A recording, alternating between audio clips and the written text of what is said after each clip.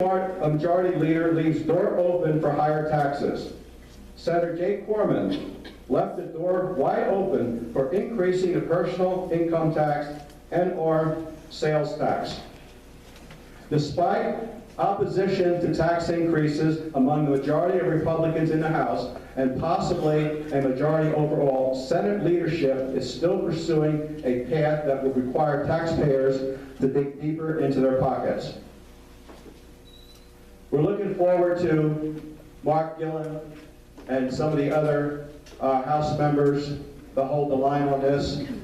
Hopefully, Senator Wagner can help as well. Folks, I told you what we're doing. This takes a lot of effort, money, and manpower. We certainly could use some of that from each of you if possible. Now, there is a donation. Linda has a donation information in the back. If you would see her and possibly consider doing that. This does not go to the Berks County Patriots. This actually goes and is put aside for just to eliminate school property taxes, the things that I told you about. I want to add to that a little bit. This is actually off the script, and I might even get in trouble for this. While the budget, if I'm not here next month, you know I did. Rod's actually up here, I know. Anyways, I was following the budget process very closely, particularly my representatives. And fortunately, the representative who I have, by the way, I'm speaking not as an officer of the Berks County Patriots, I'm speaking just as an individual.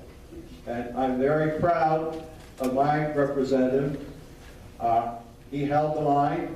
He was one of those with Mark Gillen who held the line. And like Mark and my representative, there's going to be signature petitions which start, I believe, in a week or so. If any of you happen to be in the district that I'm in, which is Leesport, Charlotte, Will, and several others in that particular, see me, and maybe you might want to consider doing something for that particular individual. And also the others, like I said, Mark's here, others that you might want to consider if you think they're doing the bidding that you want them to do, they're certainly going to need your support as well. Okay, folks, thank you very much, and enjoy the rest of the evening.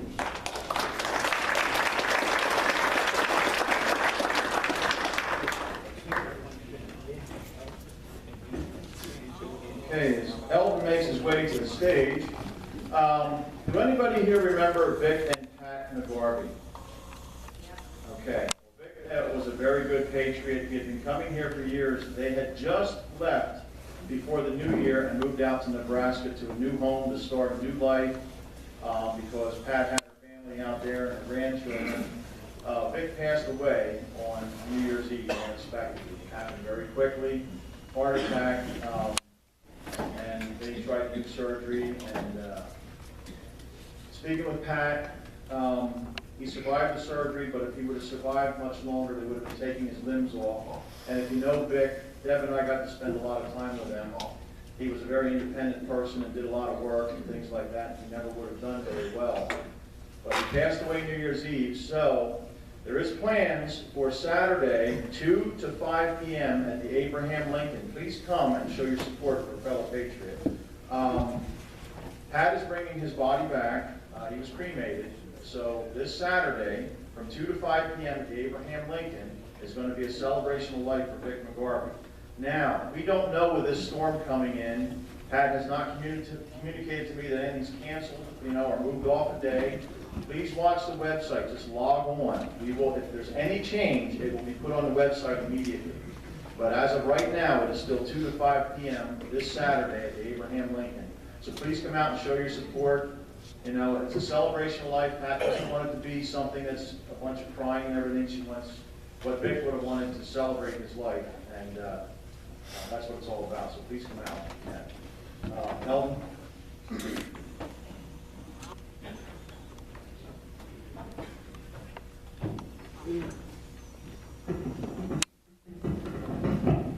Thank you, Jim. It's pretty hard act to follow after Jim I don't care about, but after Sam, because 76 is all our mind, and I'm going to get a little crude. Our elected officials screwed us big time and royally. Unfortunately, they don't live in this area. We cannot vote them out. But if any of you have any friends that live out in the Greensburg area, well, you tell them Kim Ward's got to go. Anyway, that's not what I came up here for. The agenda said I'm supposed to talk to you about the Schuylkill Valley School Board. How many of you live in the Schuylkill Valley School District? Okay, a few of you. Of all the people sitting here, who have been at a school board meeting in the last, say, 2 years? Anybody? Oh, boy, I'll tell you what, I am enthused. I did not expect to see that many hands. What is happening in Schuylkill Valley affects every one of you sitting here that are from Berks County. The Schuylkill Valley school teachers are the highest paid in the county. They are 10 months past the contract date, and they have taken it to arbitration. The arbitrator suggested that they get something like percent a quarter or something, I forget the exact number, raise annually. The school board disagreed and voted no. They do not want to give any raise. There are some teachers with their perks and then other little add-ons are taking home more than $100,000 a year. In addition to that, if they work for their 35 years, retire, they can collect 87% of their salary in retirement funds, and you add on Social Security, their take-home pay after retirement will be more than what they were receiving when they were teaching. Our school board happens to be very people-oriented. I know probably half of them, and they're good people. They're trying to hold the line.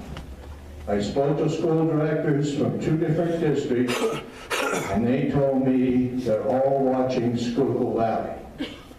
And that's the reason I'm talking to all of you. It's not about Schuylkill Valley. Whatever happens in Schuylkill Valley is going to affect all of you. If the teachers with the highest pay in the county get a raise, you know what the pressure is going to be on the other school boards. So what I'm encouraging you to do is please attend the Schuylkill Valley School Board meetings. The meeting of the committee, when they really discuss issues, is usually the 3rd Monday. The regular meeting is the 4th Monday up at the high school on 73. It doesn't matter, you don't have to go there and say anything, just show up, just have a body show up. The last time I went to a meeting, I made a presentation. 3 of the school board directors came up after the meeting and thanked me for showing up. They want to hear from you so desperately. 2 months ago, there was 150 teachers showed up at the school board meeting to promote their case. How many citizens, taxpayers, do you think attended that meeting? Anybody got a guess? 0. 0 is right. There wasn't a single person there who wanted to do anything about their taxes except bitch to their neighbor. I cannot impress on you how, I know I'm preaching to you, and it's deliberate, but we have got to start going to our school board and municipal meetings. They want to hear from you, they want to see you, and I encourage all of you who live in other school districts, the 4th Monday of this month, show up at Schuylkill Valley, show their support. You gotta pity the school directors. They're fighting to keep our taxes down, and they're getting no support from us. I don't know what else I can say, but boy, take a couple minutes out of your life and help yourselves. I know I'm preaching every time I stand up here. I keep saying, go to meetings and so forth and so on. But I mean it sincerely. The reception I got is never antagonistic. It's just the opposite. They welcome people to come and sit in their seats, and you don't have to do anything. Just say hi. That's all I have. Any questions? Thank you very much. One back here. Question. Oh, we got a question back here. I'd like to make a statement on a follow-up on that subject. In the 80s, I and there's a friend of mine even here tonight, we had a thing called the Taxpayers League for Schuylkill Valley, because we live in Center Township in this district. And we had a big group at that time, and we got absolutely nowhere with the board at that time at all. So it broke up. So it's not that we didn't try, and I would be coming to the meetings more, but we have a big project in our township right now with supervisors also. But I didn't forget about the school board meetings either, but we did try very hard. Sally Griff is one of the ladies that I was with, and we had a big group going then, and I don't know whatever happened that broke up. But the board never cooperated with us. And if you had a student in school at that time, some of them students were treated unfairly because of that. And that's a fact. And I know what you're talking about, but please see me after the meeting. And I know Sally very well. The school board, the people that we have on the school board today are not the same people that we had back when you're talking about. So let's get involved again. Thank you very much. I appreciate your I input. just want to tell you how far we got at that time. I have a question to ask you. When they had the problem with the rebel flag, where were you? I didn't see you down there. I never heard about that problem. Oh, yeah. You didn't know about it? It was all over these boards. And you know the reason why a lot of people don't go down there? Is because, I'll tell you why, I was down there that night. And they said that it was against the law to wave the rebel flag, but it was okay for the Spanish kids to have the Puerto Rican flags on their cars. And that to me was being as prejudiced as you can get. And I was there that night, and I fought with them that I was almost arrested. Yeah, So see, when you want to talk about them wanting to hear you, you come down and tell me about it. see one of us after the meeting, please. Pardon? And when it comes to the flag, I too supported the rebel flag when they were talking about that, so it's not just you, sir. But people don't understand, they were saying that it was a radical thing. I It's not. served in the South when I was in the service, and all that means to the people and to myself is it was a battle flag. The same way as a Union Jack, okay? So don't give me that shit that it was a rebel thing. Okay. Thank you. Rod? One more here. One more, this is it. I'm Sally. I'm with Wagner. We did. Concerned citizens of the Valley School District fought the school board. We ran right in campaign. We ran right, and we won. So it can be done. What happened was we got our people on the board, they settled down, and people just drifted away. That's how that is. But you can do it. You can do it. We backed up polls in Center Township till midnight with write-ins. And as long as you were in that door, they couldn't turn you away. So it can be done, but it takes a lot of work. The price of freedom is eternal vigilance. That means forever, you don't quit. Ever, ever, ever. I will do this till I die. Rod?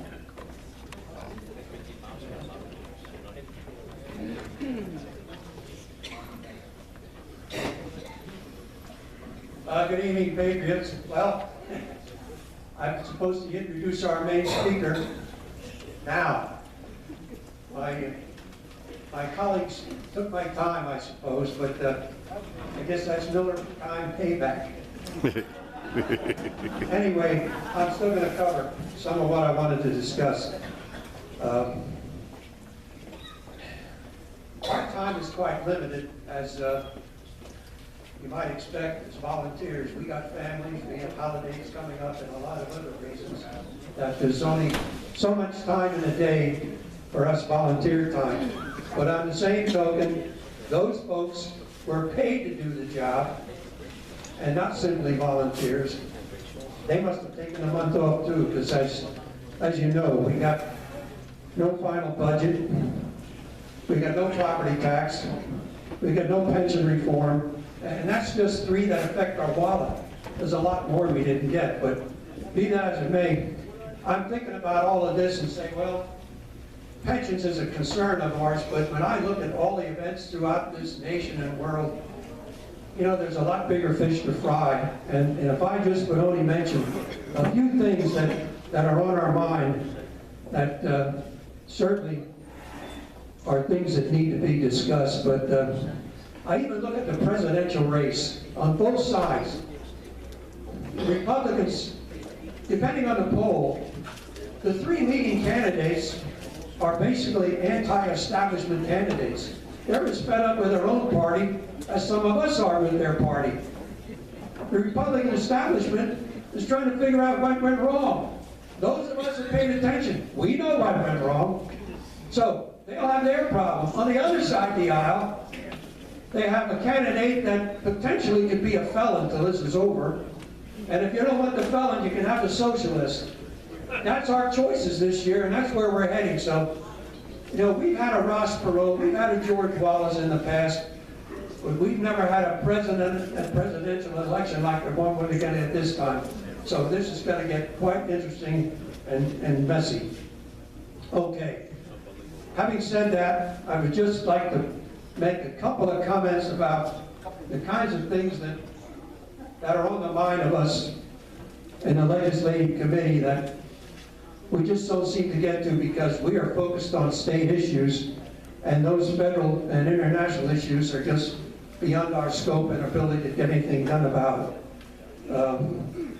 And I mentioned other things in the past, you know, trade imbalance. We had a speaker up at Dean Klopp's meeting just last week talking about the economic collapse of this country and the 19 trillion we're at. And as I pointed out, that trade imbalance has got to be important.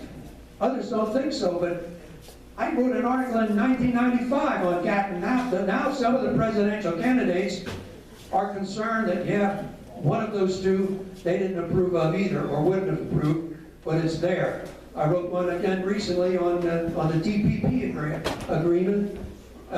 Same thing. So international corporations with no concern for the sovereignty of this country and are only concerned about the bottom line. They have no border concerns. If going abroad to manufacture is the way they can turn a profit, hey, all they need is an R&D department to design a product, send it to China, have it made, bring it back, fill the short shelves at Walmart using their sales office to do the job. Nothing else matters. Nothing else matters till you think about the fact that those people that are supposed to be working to buy this stuff are looking for a job themselves. Consequently, this is all short-term profit and long-term consequences, I assure you.